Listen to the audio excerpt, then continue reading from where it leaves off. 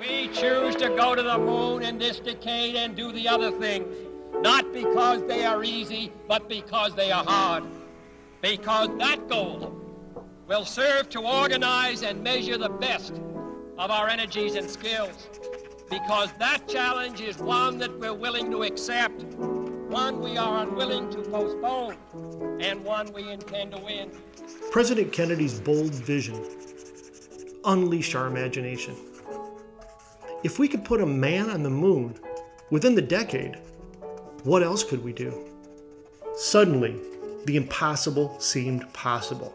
And throughout the 60s, America would experience a renaissance of new possibilities, philosophies, and serious challenges. In living color. Listen to my story about it. Leave it to Mr. Whipple. President Kennedy died. The Beatles! Hello. I didn't ask for a declaration of war. We'll get to the promised land. Across the nation, citizens were picketing and boycotting, sitting in and standing up, searching for answers, pushing barriers, and demanding change. With each passing year, the status quo was losing its status. But amidst all the social unrest, America remained intent on winning the space race. Being first to the moon was important, but sustaining our lead would require much more. Whether it's sports, business, education, or an entire nation, sustainable success requires vision and unwavering commitment to the future. To sustain the lead, America would require generations of smart kids ready to grab the baton and boldly go where no person had gone before.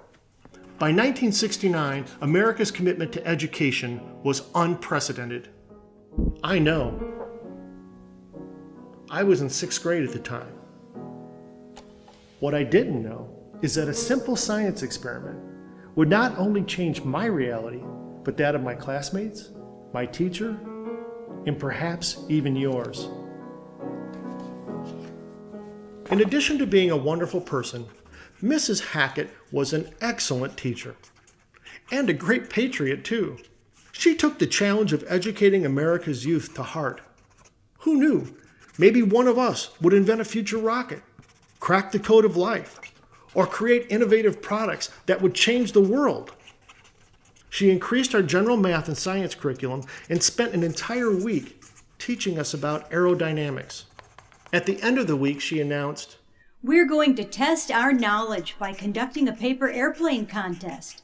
At the conclusion of the experiment, we will evaluate the winning plane to determine why it has flown the farthest."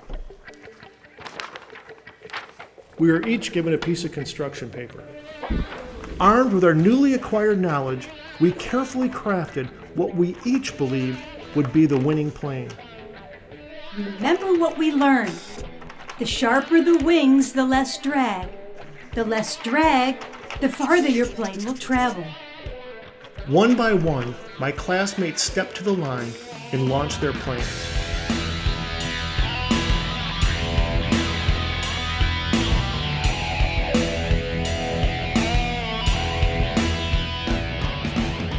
A few planes barely flew 5 feet, while others traveled surprisingly far.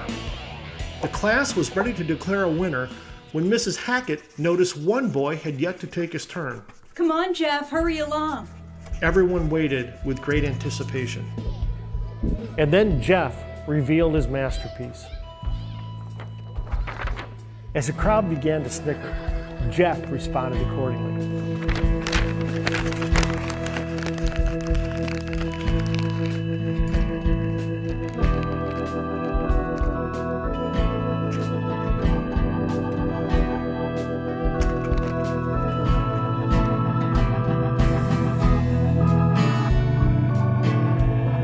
Time stopped. Reality shifted. Jeff's plane had traveled farther than the leading planes had flown. No one knew what to think, not even Mrs. Hackett. While no official winner was declared, that day I realized while knowledge is important, creativity is our most powerful asset. It always has been. Creativity can change reality.